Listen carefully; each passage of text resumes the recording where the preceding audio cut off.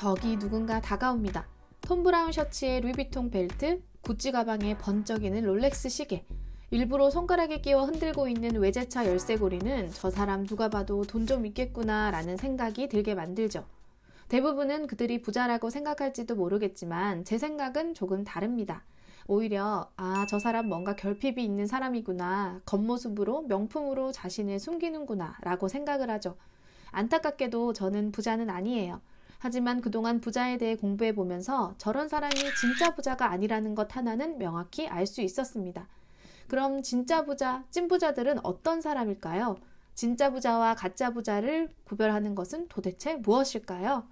오늘의 책 부자의 서재에는 반드시 심리학 책이 놓여 있다를 통해 진짜 부자를 가려내는 눈을 길러봅니다.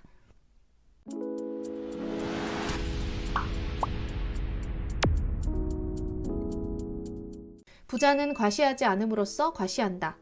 악착같이 돈을 벌어 핸드백이나 구두, 의류, 자동차, 시계 등의 명품 브랜드를 줄줄이 깨고 있다면 당신은 가짜 부자다. 진짜 부자는 명품이나 브랜드를 초월한다. 그들은 물질과 일시적 쾌락이 자신의 가치를 높이거나 차별화시키는 요인이 아님을 확신한다. 그 확신은 죽음의 순간까지 이어진다. 그렇기에 전설적 자선사업가인 앤드류 카네기는 부유한 죽음은 불명예스럽다라는 말을 늘 새기고 행동으로 옮겼다. 진짜 부자들은 과시하지 않습니다. 과시하지 않음으로써 과시하죠. 그들은 돈이 있다고 내가 부자라고 자랑을 해봐야 다른 사람들의 시기와 질투의 대상만 되지 나에게 아무 도움이 되지 않다는 것을 잘 알기 때문입니다. 그래서인지 진정한 부자는 은밀한 부를 추구하고 오히려 자신의 내면에 돈을 씁니다. 책을 읽고 생각을 하고 부를 늘릴 공부를 하죠. 이는 마음의 여유를 주고 일상에 감사하며 내 자존감을 높여줍니다. 이런 사람들이 자신의 외면을 명품으로 꾸밀까요? 그럴 필요가 없겠죠. 하지만 가짜 부자들은 자존감이 낮고 열등감이 심해 남에게 보이는 자신의 이미지에 집착합니다. 삶의 기준이 내가 아닌 남에게 있는 것이죠. 결국 남에게 보이는 삶을 위해 명품과 좋은 차, 그리고 SNS에 매달려 살게 됩니다. 그들은 이를 위해 다시 악착같이 일하고 또 소비합니다. 아이러니하지만 그래서 부자는 더 부자가 되고 가난한 자는 더 가난해집니다. 기시미 이치로 작가의 미움받을 용기에는 다음과 같은 구절이 나옵니다. 정말로 자신 있는 사람은 자랑하지 않아. 열등감이 심하니까 자랑하는 걸세. 그렇게라도 하지 않으면 주위에 누구 한 사람 이런 나를 인정해주지 않을까봐 겁이 나거든. 부자는 전망 좋은 곳으로 투자하지 않는다. 2016년에 개봉한 영화 빅쇼트입니다. 영화는 마크 트웨인의 말로 시작하죠. 공경에 빠지는 건 뭔가를 몰라서가 아니다. 뭔가를 확실히 안다는 착각 때문이다. 실존 인물인 마이클 버리는 2005년 앞으로 시장이 붕괴할 것을 예측하고 하락에 투자하는 공매도를 진행합니다. 많은 사람들이 그에게 제정신이 아니라며 그를 비웃고 비난했지만 3년 후 그는 펀드 수익률 489%, 약 3조 1천억 원의 수익을 남기게 되죠. 월스트리트의 살아있는 전설로 불리는 존 템플턴, 그 역시 마이클 버리와 같은 역발상 투자가입니다. 그는 1997년 말 우리나라가 IMF로 다시는 일어나지 못할 위기라는 말이 넘칠 때 개인 돈 약 1,000만 달러, 당시 약 143억 원을 한국 증시에 투자합니다. 당시 기업 자체의 문제보다는 시장 상황으로 주가가 떨어진 삼성전자와 한국전력 등에 투자해 높은 수익률을 올리게 됩니다. 부자들은 자신만의 길을 걷는다. 대다수의 사람이 주식을 거들떠보지 않을 때 비로소 주식을 사고 반대로 사람들이 주식을 최고의 화제로 올리는 순간 주식을 판다. 다시 말해 부자는 다수의 사람들이 움직이는 반대의 방향으로 간다. 사회적 동조성이라는 말이 있습니다. 남들이 많이 산다는 제품은 나도 따라 사야 뒤처지지 않을 것 같고 횡단보도의 신호가 빨간불이라도 다수가 무시하고 건너면 나도 따라 건너야 합니다. 심지어 불이 난 상황에도 출구가 어디인지 모른 채 그저 다수가 나가는 대로 따라 나가게 되죠. 하지만 부자들은 이를 따르지 않습니다. 무리짓지 않고 유행이나 타인의 평가에 흔들리지 않는 판단력을 가진 사람들이죠. 그래서인지 부자들은 유난히 유행을 타지 않는 음악 혹은 클래식을 즐기고 집단 스포츠보다는 개인 스포츠를 좋아하는 경향이 강합니다. 결국 돈을 버는 행위는 혼자 하는 작업이기 때문이죠. 부자는 지금, 가난한 자는 나중에. 빈자와 패자들의 단어는 나중이고 부자와 승자의 단어는 지금이다.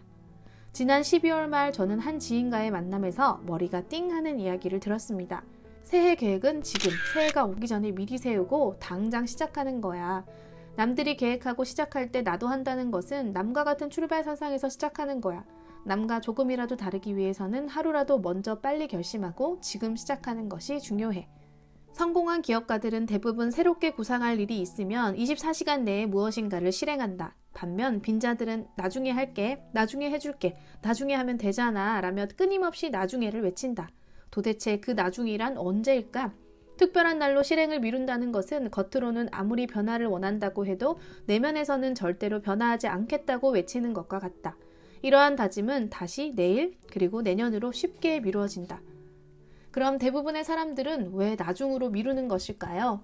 지금보다 나중이 더 좋다는 것은 아마도 시간이 지나면 더 쉬울 것 같고 더 완벽하게 할 수 있을 것 같은 기대감 때문이라고 합니다. 하지만 우리 모두가 알다시피 그때가 온다고 해서 더 쉽거나 완벽해지진 않죠. 그렇게 미루다 계획은 사라지고 맙니다.